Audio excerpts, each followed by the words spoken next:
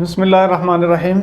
سبق نمبر 13 میں آج ہم ضمیر مجرور پڑھیں گے، اور ضمیر کی بات جب سے شروع ہوئی ہے ابتدا میں بتایا تھا کہ ضمیر کی 3 اقسام ہیں: ضمیر مرفوع، منصوب اور مجرور۔ مرفوع کی تفصیلی بات پڑھ لی، منصوب بھی پڑھ لیا، اور اب ضمیر مجرور ہے۔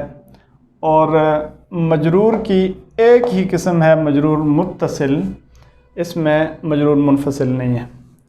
مجرور متصل وہ ضمیر ہوتی ہے جو حروف جارہ اور اسماء مضاف کے بعد آئے۔ اسماء مضاف سے آپ یوں سمجھیں کہ کوئی بھی اسم ہے، اس کے بعد جب بھی ضمیر آئے گی تو ضمیر مجرور متصل ہوگی۔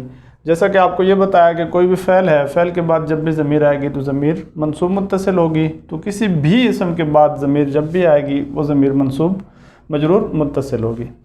اور حروف جارہ کے بعد، حروف جارہ الگ سے لکھ دی ہیں، وہ سمجھا دیتے ہیں۔ یہاں پہلے مثال ہے حروف جارہ کی، تو حروف جارہ میں سے ایک ہم نے لام کی مثال لکھی ہے، لہو اس کو پڑھتے ہیں، اور بقیہ جو حروف ہے اس میں بعد میں بتا دیا جائے گا کیسے ان میں پڑھا جاتا ہے۔ تو لہو، لہما، لہم، اور لہا، لہما، لہنہ، لکا، لکما، لکم، لکی، لکما، لکنہ، لی، لنا، لی پڑھا جاتا ہے۔ ان میں ضمیر کیسے ہوگی؟ تعبیر کا وہی طریقہ ہے۔ لہو میں ہو ضمیر واحد مذکر غائب، لہما میں ہما ضمیر تثنیہ مذکر غائبین، ہم ضمیر جمع مذکر غائبین، لہا میں ہا ضمیر واحدہ مؤنث غائبہ الی آخری، لکا میں کاف ضمیر واحد مذکر مخاطب، لکی میں کاف ضمیر واحدہ مؤنث مخاطبہ، لی میں یا ضمیر واحد متکلم، لنا میں نا ضمیر متکلم مال غیر۔ تو سمپل وہی طریقہ حروف اسماء مضاف کے بعد بھی ہوگا۔ غلام ایک اسم ہے، اسم کے بعد ضمیر ایک آئی ہے، ہو ضمیر غلام ہو اسے کہتے ہیں، تو غلام ہو میں ہو ضمیر واحد مذکر غائب، ایسے ہی آخر تک۔ ہما، ہم اور غلام ہا،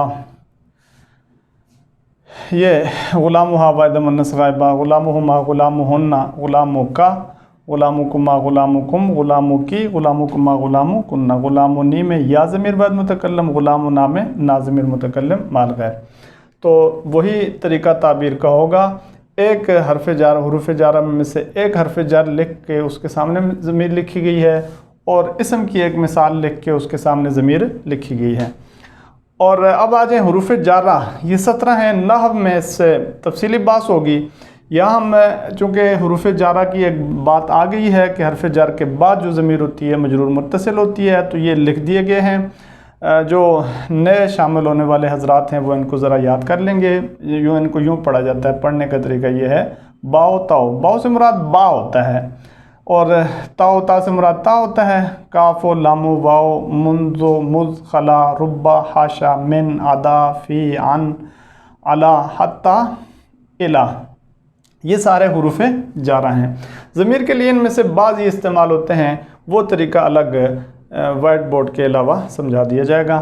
تو بہرحال یہ حروف جارہ ہیں۔ جیسا ضمیر منصوب متصل میں حروف مشبہ بالفعل بتا دیے تھے 6 ہیں، تو یہ کل 17 حروف ہیں۔ ان کے بعد جب بھی ضمیر آئے گی تو وہ ضمیر مجرور متصل ہوگی۔ طریقہ آسان ہے، جب بھی آپ کوئی ضمیر لے لیں، غلام ہم میں ہم ضمیر لے لیں، جمع مذکر غائبین ضمیر مجرور متصل، لہنہ میں ہنہ ضمیر لے لیں، جمع مؤنث غائبات مجرور متصل۔ تو یہی طریقہ تمام ضمیروں میں جاری رہے گا۔ یہ ضمیر کے اسباق میں سے آخری سبق تھا۔